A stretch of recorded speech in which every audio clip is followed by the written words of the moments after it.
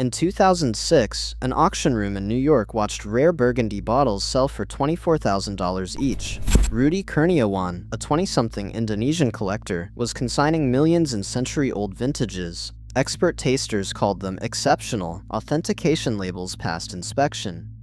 Then came the FBI raid in March 2012.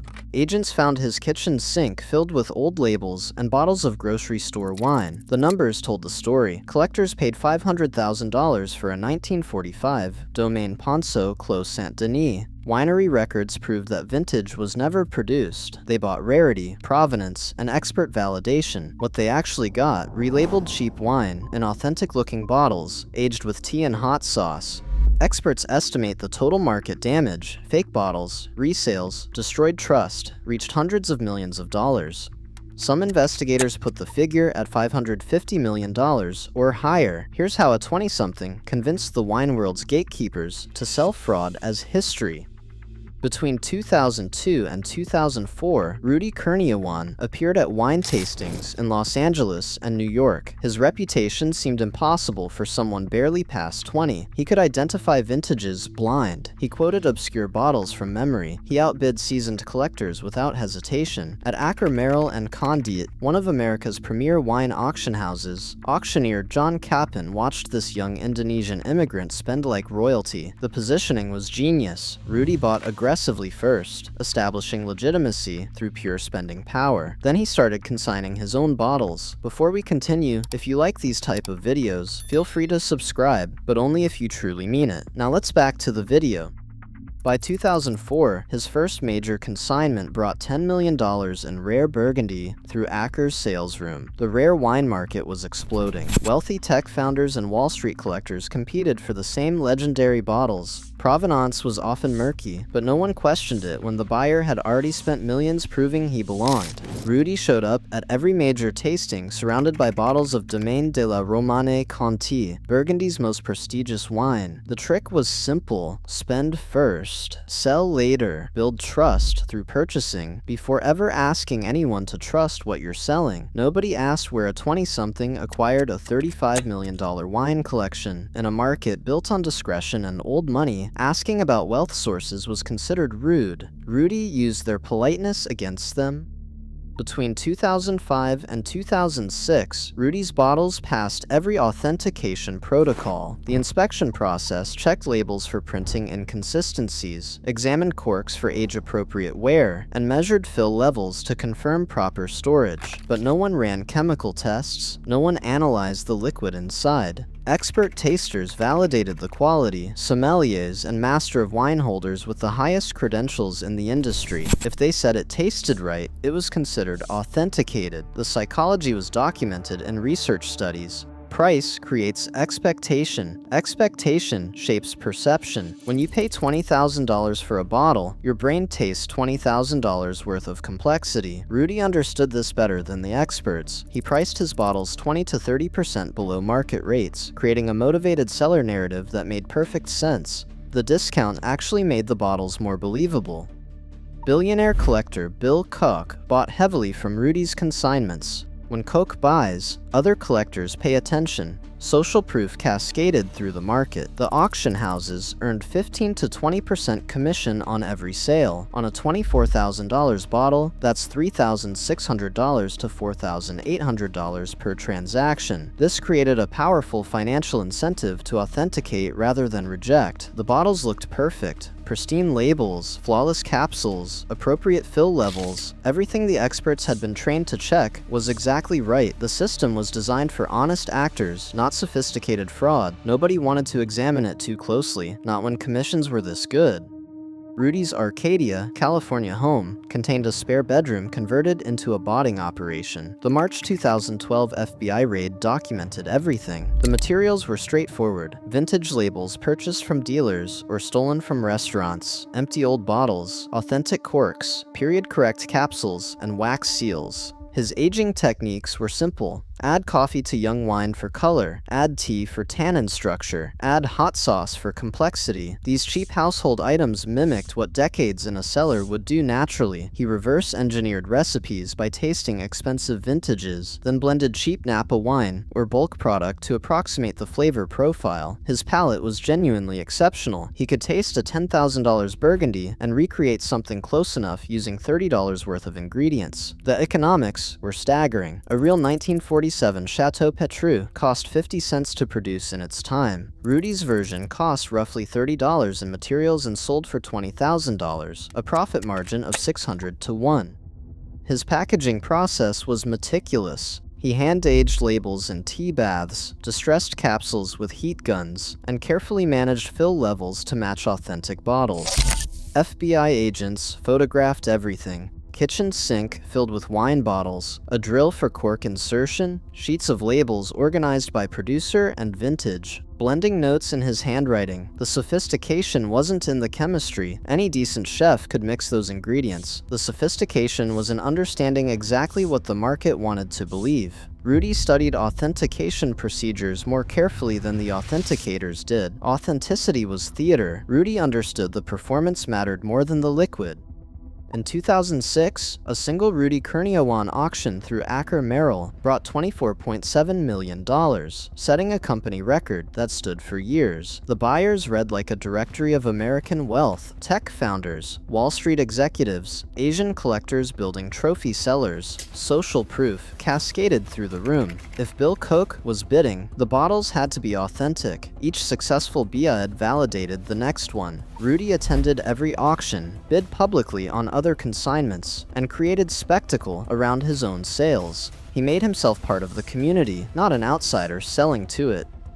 He used scarcity theater expertly. Bottles were described as last from the family estate or never before seen vintages. Each auction was positioned as a once-in-a-lifetime opportunity. By the end of 2006, Rudy had consigned over $70 million through Aker alone. That's just one auction house. The context mattered. Sotheby's and Christie's were also selling bottles with questionable provenance. The entire industry operated on trust rather than verification. He was our best client, buyer, and seller, John Capon would later testify in court. Rudy wasn't just selling, he was buying too. That dual role made him trustworthy. The gavel dropped on six-figure bids. Rudy smiled from the back row, watching his kitchen creations sell as historical artifacts. The industry profited too much to ask hard questions. Every authentication that failed to happen was 15% commission someone chose not to risk. If you're interested in stories about billion-dollar deceptions, subscribe now, we're just getting started. In 2008, Laurent Ponceau attended an Aker auction and saw something impossible in the catalog. The listing showed Domaine Ponceau Clos Saint-Denis vintages from 1945 through 1971. The problem was simple. His family's domain didn't bottle those vintages under their own label until 1982. Everything before that was sold in bulk to negociants. Ponceau confronted Aker with production records his family had kept for generations. He demanded the lots be pulled immediately. The auction house removed the bottles the day of the sale. No public explanation, no announcement to bidders. Rudy's response was silence. He simply continued consigning other producers' wines through different channels. The industry reaction stayed quiet, whispers among Burgundy producers. Private conversations about suspicious bottles, but no coordinated action. The authentication system had relied entirely on buyer trust, not producer verification. The assumption was that forgers wouldn't be sophisticated enough to know which vintages were actually bottled by which estates. Rudy knew better. He had studied the wines more carefully than the people selling them. But here's what mattered. Even after this exposure, the market kept moving. Rudy kept selling. Auction houses kept accepting his consignments. Money was being made. Commissions were being earned. Nobody wanted to look closer.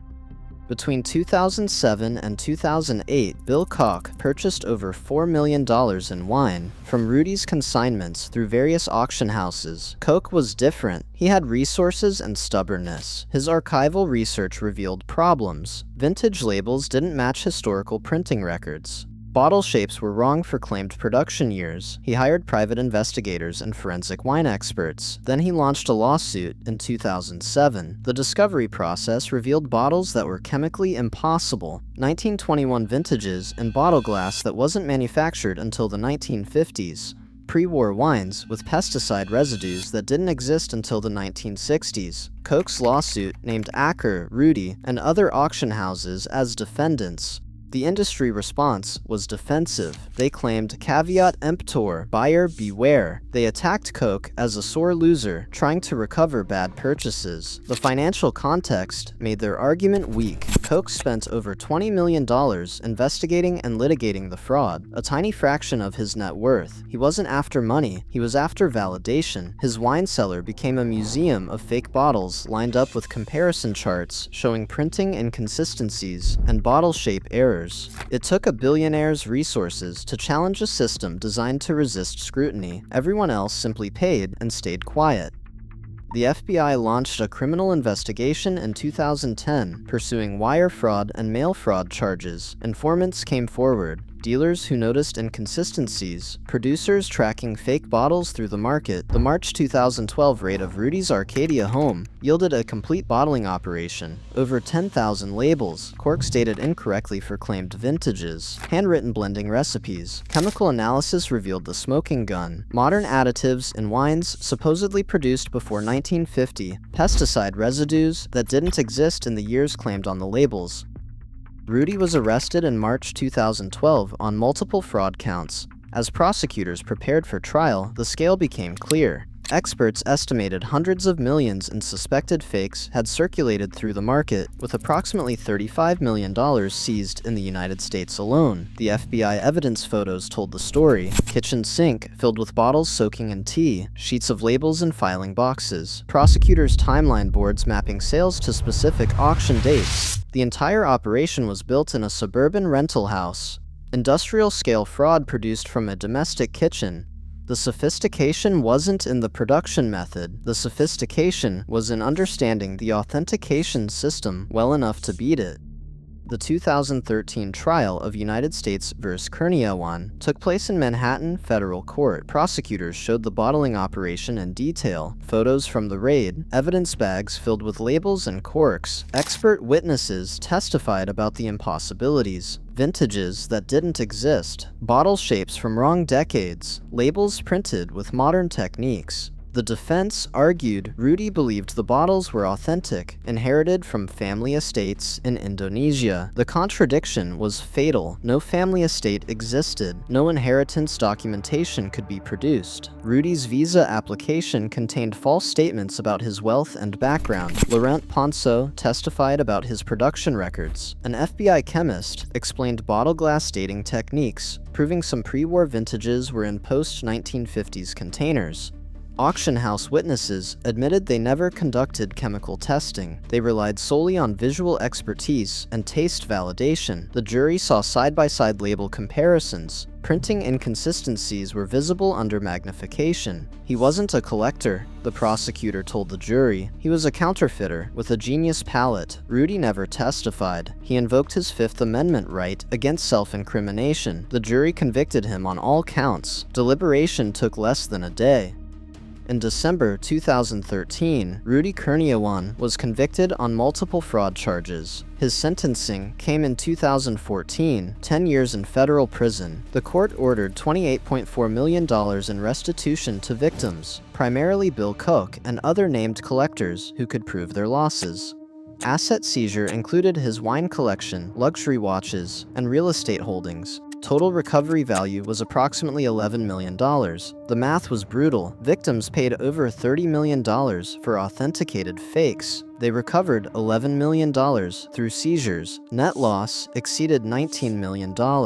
Hundreds of bottles were still circulating in private collections, making comprehensive tracking impossible. Auction houses paid zero penalties, faced no criminal charges, and received no regulatory fines. They implemented self-regulated authentication reforms that varied by company. Rudy served 7 years, was released in 2020, and was immediately deported to Indonesia. Victims remained largely uncompensated. The restitution order was effectively uncollectible. The bottles he created continued aging in cellars worldwide. Some owners still believed they were authentic, and testing would only bring bad news. The crime ended, but the consequences continued. After 2014, the rare wine market contracted sharply as provenance scrutiny increased. Authentication technology emerged. Blockchain tracking systems, chemical signature analysis, UV reactive inks embedded in new labels. But bottles sold before Rudy's arrest remained suspect. No industry-wide authentication mandate was implemented. Testing was voluntary, expensive, and potentially devastating to value. Aker Merrill's revenue dropped 40% between 2013 and 2015, then recovered by 2017. Bill Koch settled his civil lawsuits for undisclosed amounts, protected by non-disclosure agreements. Estimates suggested over $100 million in fake bottles still sat in private cellars. Testing a $50,000 bottle risks confirming it's worth nothing. Many chose not to risk it.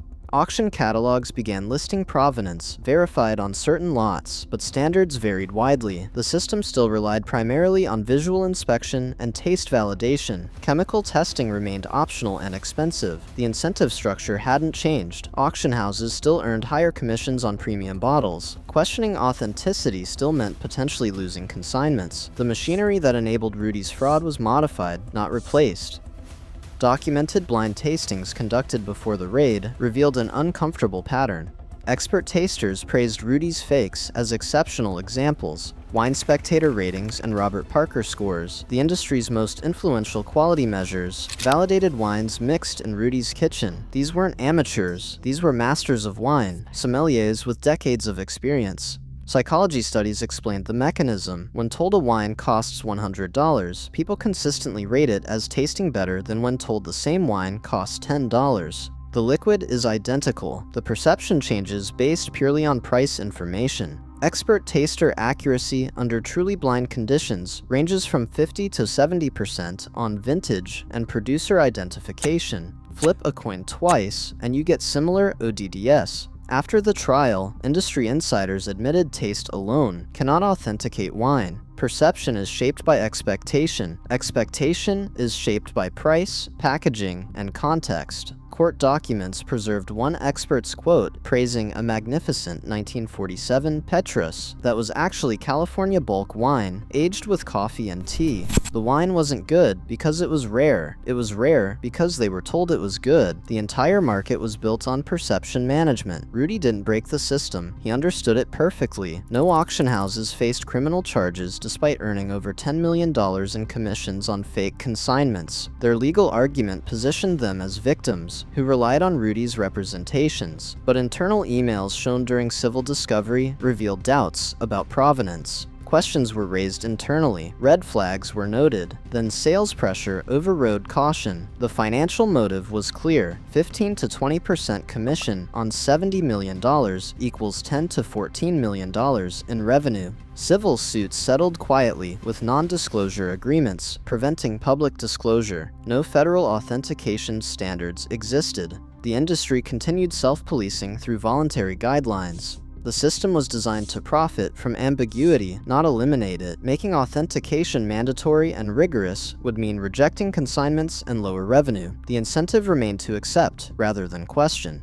As of 2024, experts estimate $100 to $200 million in Rudy kurniawan fakes remains uncatalogued in collections worldwide. Owners face an impossible dilemma. Testing confirms a fake makes it worthless immediately. Leaving it untested maintains plausible deniability and potential resale value. Insurance policies complicate the decision. Many don't cover fraud. Testing a $50,000 bottle carries enormous risk. The resale market operates on inherited risk. Sellers don't test because bad results destroy value. The risk passes from seller to buyer to the next buyer. Rudy's current status remains remains unclear. He lives in Indonesia with no known social media presence or public activity. Bill Koch kept dozens of proven fakes in his collection as a case study, a reminder of how sophisticated fraud can fool even experts with unlimited resources. The industry admits authentication remains imperfect. Sophisticated fakes are still possible.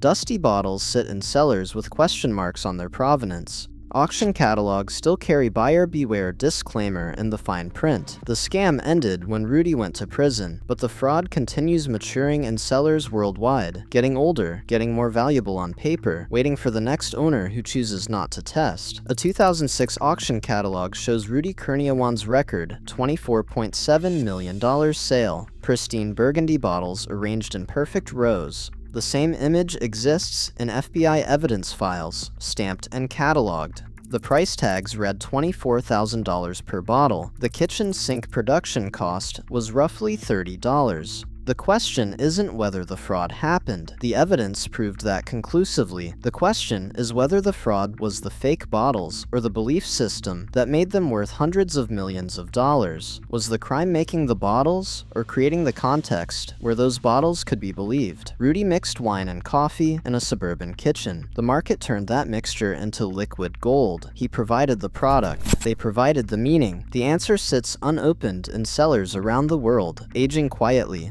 increasing in value, waiting for someone to ask the question nobody wants answered.